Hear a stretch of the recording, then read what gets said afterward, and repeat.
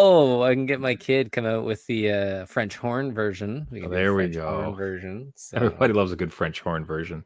why not, right? That's how you get dates to the prom. That's right. That's right. Aren't you that cool kid with the French horn? French horn You kid. know it. Yeah, that's right. Womp. I understand it's a trombone, but like Same sound, basically the same. I would like to think you can make that with a French horn. Yeah. Anyways, on that note, well, let's get the show started.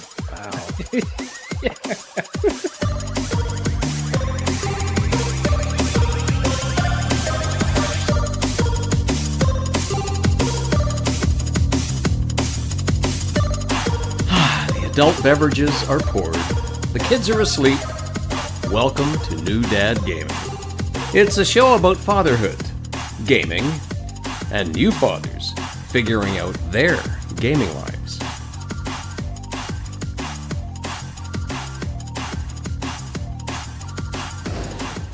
My name is Trevor, and I have a 9-year-old and a 7-year-old. And I'm Jeff. I have a 14-year-old and an 11-year-old. Jeff, have you ever wanted to go professional? You ever wanted to go pro? Go pro gaming? All right, let's do it. I mean, PS5 Pro, buddy. Well, they're doing it. And for a low price of just near 1,000 Canadian dollars, you can have a PS5 Pro. Yeah. So, how you feeling, buddy?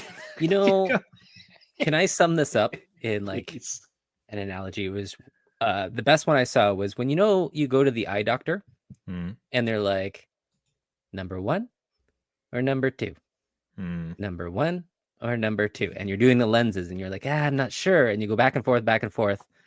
That's what this presentation was like, where you're like, if I squint, I can see a difference in the fidelity of what they're presenting to what I already have at home.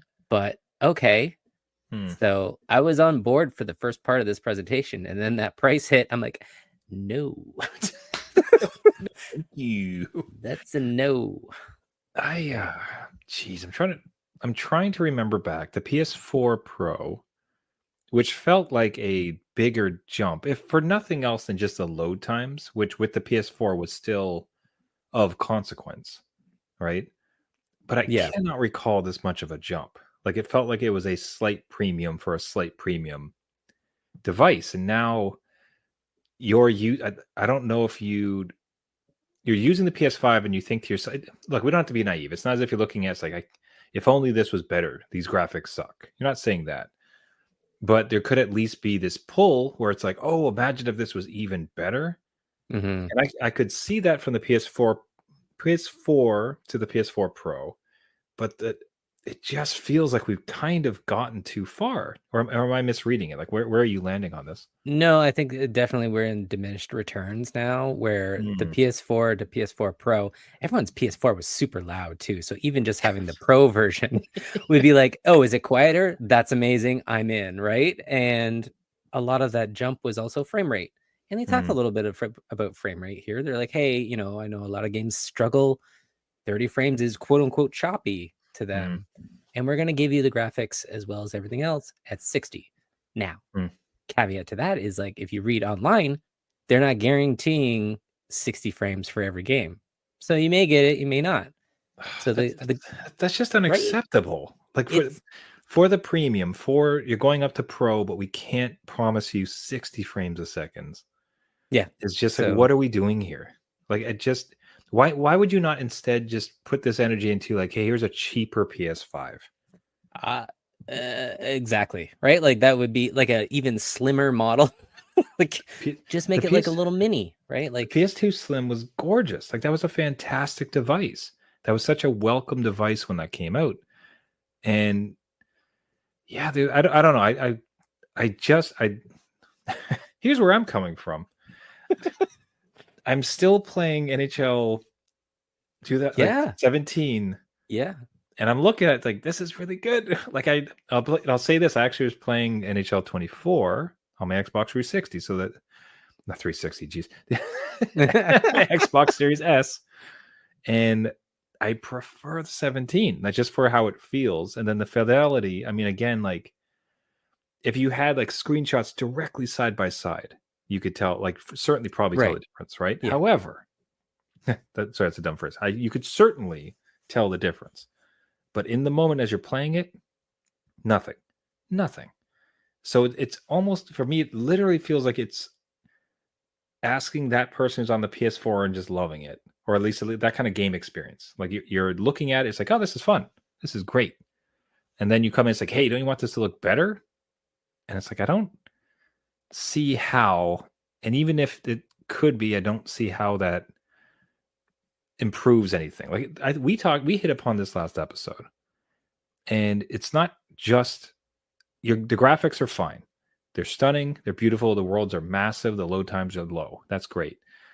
Do something more unique with the game, because it's the same games that exist on the old systems, like exactly like the hockey one that I'm saying, which is a dumb example, but I think it's illustrative in that there's only so far you can take it.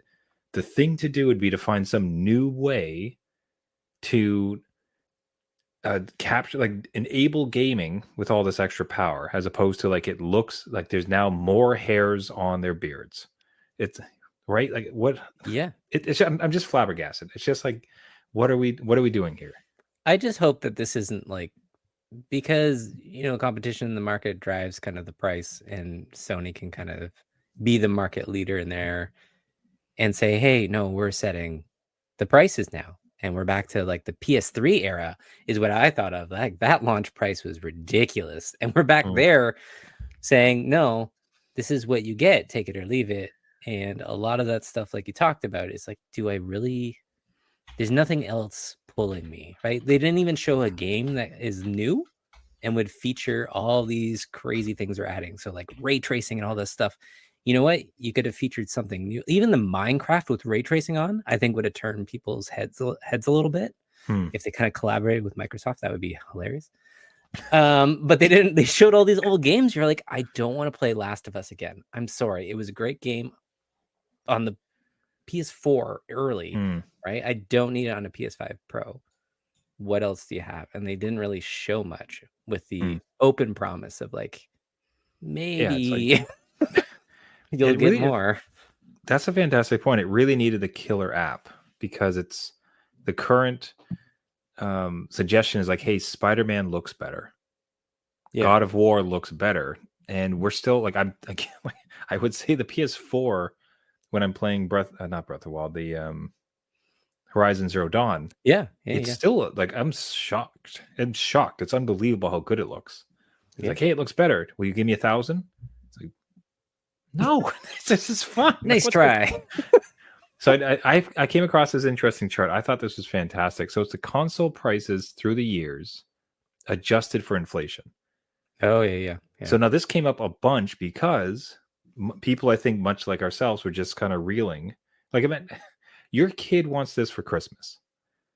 Like, what is a gaming dad to do? Yeah, I'll drop $1,000 on a console. Like, are you kidding me, for Christmas? But I digress.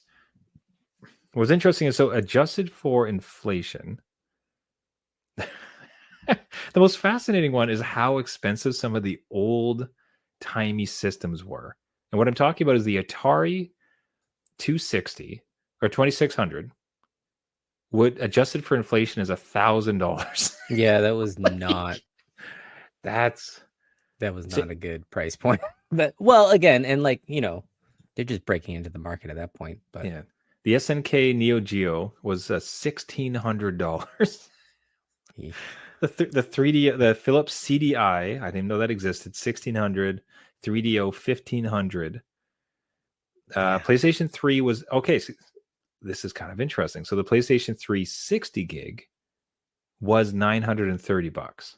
I remember it being crazy big. It was probably over $600 just like at the time, and that was nuts. So now for me, here's the damning one, right? The PlayStation 4 Pro, adjusted for inflation from launch, was $523.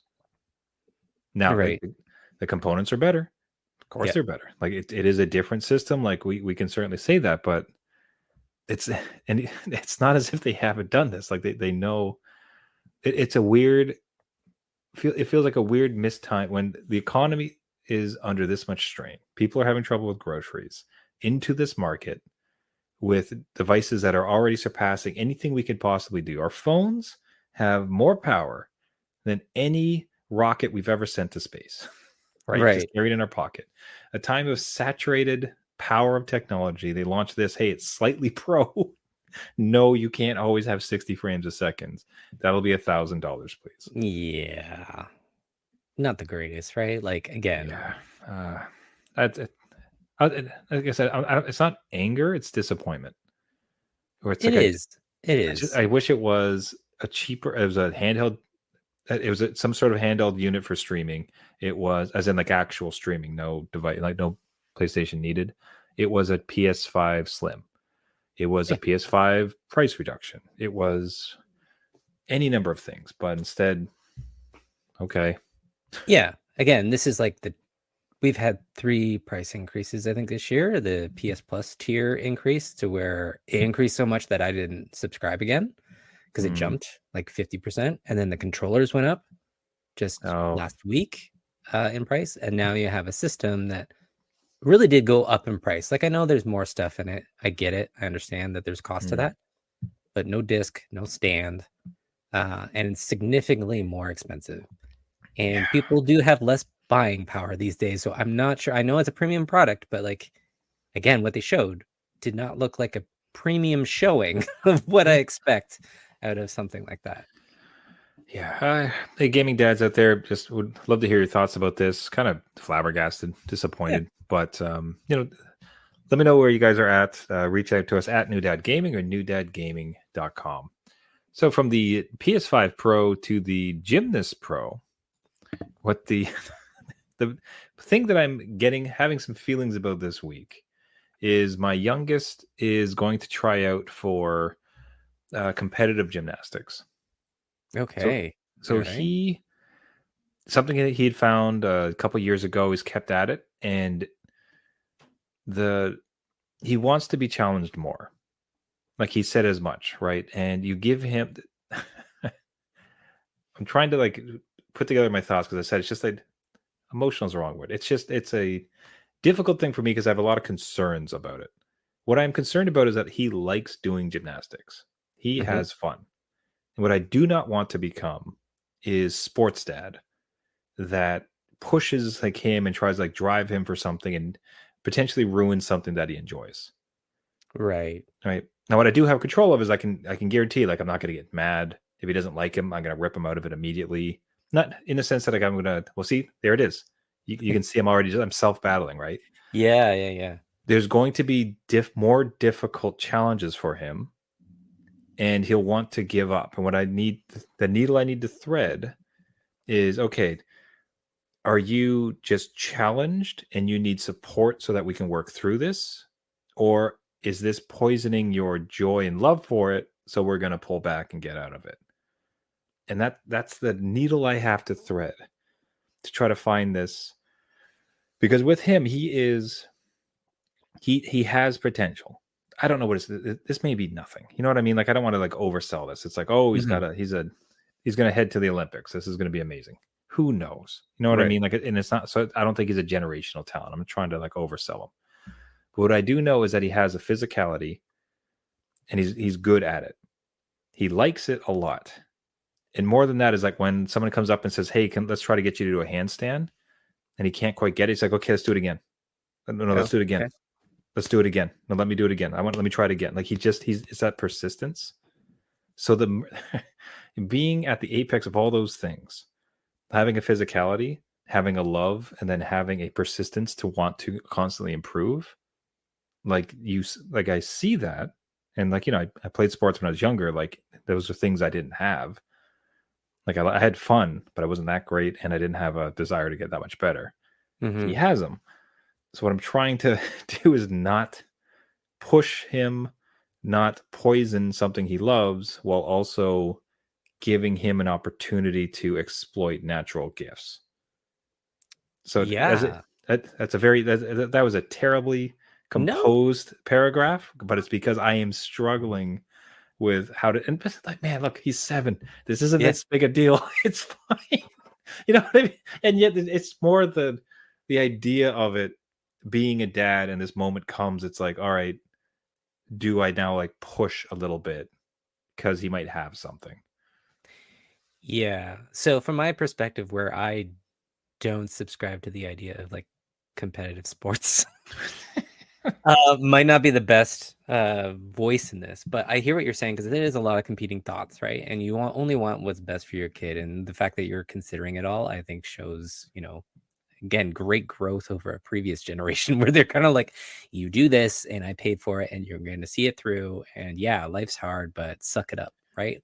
So I think all those thoughts are kind of swirling in us a lot, and we're trying to undo a lot of that, and listen and support our kid. But yeah, not giving them a easy out when things kind of get tough for them and they, can do it, but they're like, I don't really want to because I was the best in my class and now I'm not the best. And that's an issue. There's going to be a lot of things like that. I'm more worried about the other parents because usually that's what I hear about from like friends at work, and they complain about the other parents because they're the ones like yelling and screaming at things when they go wrong. Now, gymnastics might be a lot easier because it's like individual, right? Versus being Yeah. on a team and stuff. I can see it that a little bit, better than cheering for a team and pulling out another kid. It's probably a good way to phrase it. Like, I'd like to think I have the right mentality around it, because there's been a lot of every dad that I've met, the dads that we interact with on this podcast, like they're trying their real best to really listen and help their kids. They'll push them when they need to, in the sense that like, no, I know it's hard, you got to keep going, but it's like, hey, like, I love you, you're enough. Like, what do you want to do? Oh, you like to dance? Awesome, let's go do that. You know what I mean? Like, what I'm finding is that there's the current generation of dads, like, I'm really proud of. Like, generally, just it's like, wow, like, we're kind of, I feel like we're heading in a good direction for them. So I can hopefully bring that energy to this space where it's like, you have a desire for it, he wants to do it, there's an opportunity, there is some latent talent, some ability. So it's a matter of, just navigating it. Yeah. It's going to be something that you're going to have to work with, right? Like, it's just, I don't know. It's just being a parent. It's this hard stuff, right? And you're like, I would just, man, like, you see the people, like, you see all these other kids like flipping and everything. It's like, oh, that's so cool, man. If like if a kid could do that, that'd be so awesome. But well, more than that, like, yeah, go on. I'm just picturing, like, let's say you need to chase them in a game of tag or something, and they're just like ninjing all across the walls, wall jumping, parkouring everywhere, and you're like, well, okay, I'm done. That's it. I'm it forever. Yeah, go to bed, fine. Flip, flip, flip, flip, flip, flip. Just like it's up the stairs. Yes, exactly. He just pole vaults out of the back room, and like, he's like, hey, did you go out last night? He pole vaults into his window in the back from the backyard. No. Yeah, perfect. Here you go. Oh yeah, that'll be fun. The thing about it too, like, immediately with he has to try out. It's not guaranteed. He hasn't made the team yet, to be clear. It's just like, we made the decision to let him try it, and if he doesn't make it, it's 6 hours a week. Oh my god! There's 2 3-hour sessions he would start to go with, and this is again, this is where like it's going to be him led. Woo. Where it's just like, I need it. We'll take him there. He's going to do it, and it's like, okay. How was that? That was a long time. Was like, did you like the extra focus and you got to do some cool stuff? Or is like, hey, I hate that. That's way too much time. Right. Well, hey, I'll report back.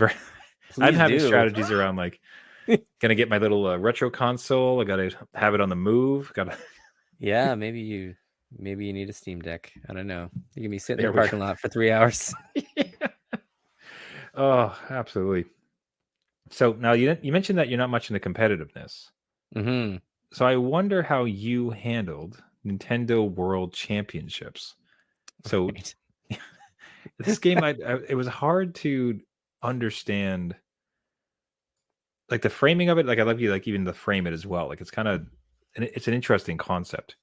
But this is thankfully a code that we received from Nintendo. Like, thank you, Nintendo. Always grateful for it. And we only review games from them that we like. This one is why don't you cue it up? And like, we both did it, and if you like competitiveness, or like wild, incessant challenges, like this is your jam. Yeah, so this is NES World Championships, where you run through, I think, 10 to 15 old Nintendo games, where they've kind of split it up into little bite-sized pieces of you like racing against the clock, and then you'll get, a level of, S tier, A tier, whatever. And then you can race your ghost and improve your time. So that's kind of cool. These little bite-sized chunks, some of them are like 5 seconds, some of them could be as much as 5 minutes, but usually it's like under a minute, right?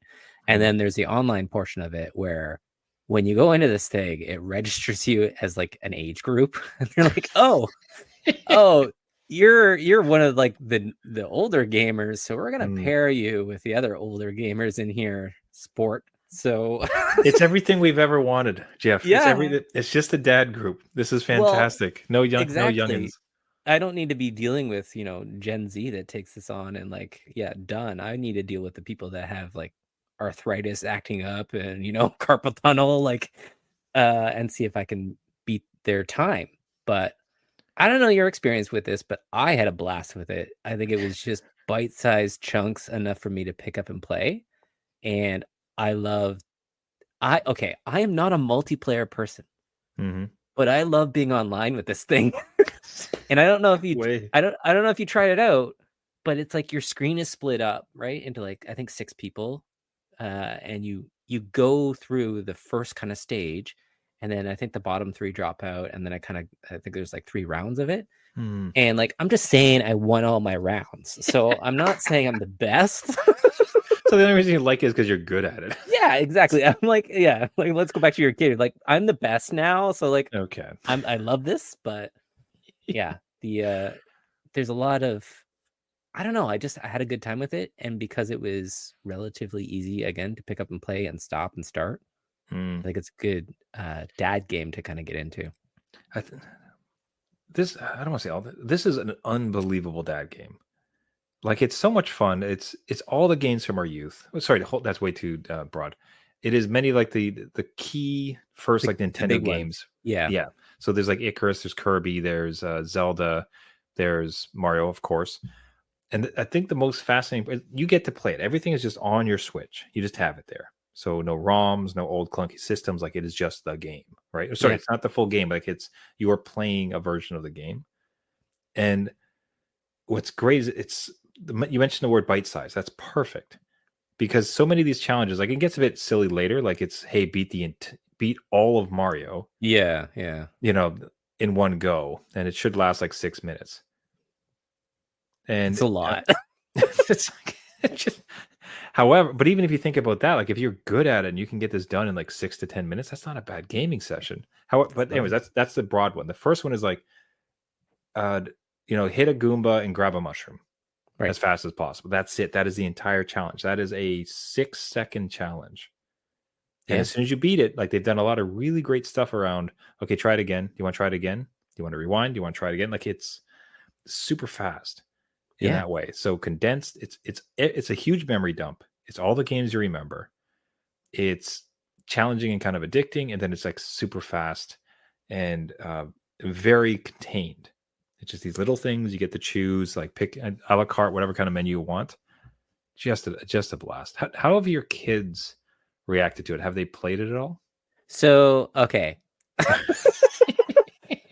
My 14-year-old wasn't interested at all. They're like, no, I don't want this. But my 11-year-old was like, let's go. I'm going to try this, right? Nice. And as soon as like I'm cleaning up with the times here, I'm just like, you know what? I don't like this game. So it's more like, if they're winning against dad, maybe they would have a different thought on it. But this one, they couldn't beat my times. As soon as I set them, they were trying to beat them, and like, no. This I'm not getting. That's amazing. So you've reasserted dominance. Oh, absolutely. Like, I'm like, this, I grew up on this. Like, this is my house. Exactly. And as soon as you unlearn some of the muscle memory, like we're watching a clip here of just like the end of World 1-1 or whatever, or 8-2, not trying to hit the top of the flagpole because that costs you time in the air. You just need to hit the flagpole and end it, right? But my muscle memory is like, no, I need that one up because I might die. Yeah, exactly. So unlearn those things and you'll fly through these things. So oh man, I'm just watching it. I recall that I had found a copy of Mario and I was like, man, I've never beat this. I never actually beat the entire game. So like, why Oh don't I no. try? And I was so bad I couldn't do it. Like I remember trying for a number of rounds that I just couldn't make it happen. So I'm watching this and it's like, oh no. Like I don't think I'd be able to. I couldn't beat it normally at a snail's pace, let alone like trying to get a top score. Yeah, I think the speed can actually help you on this, and the rewind feature. So you can use that as many times as you want. It could take you 5 minutes or 15 minutes or 50 minutes. Yeah, but I like it, man.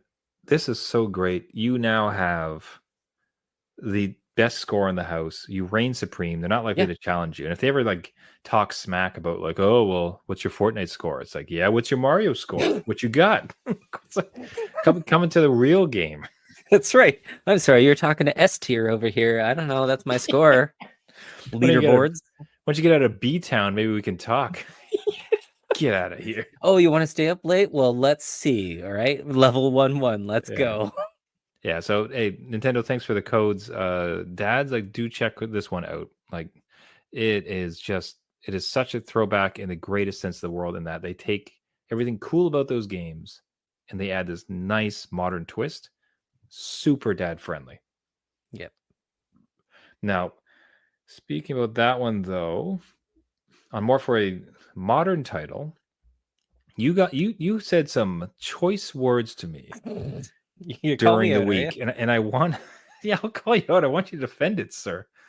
So the exact words were, I believe Astro Bot might be better than Mario 64. And I won't say if that's incorrect. And unfortunately, I haven't played it. I can't tell you yay or nay, but bold choice. Why don't you walk us through your thinking? Yeah, so it is okay. Mario 64, when that came out, was like, oh, mind blown, right? They translated 2D to 3D. Insane.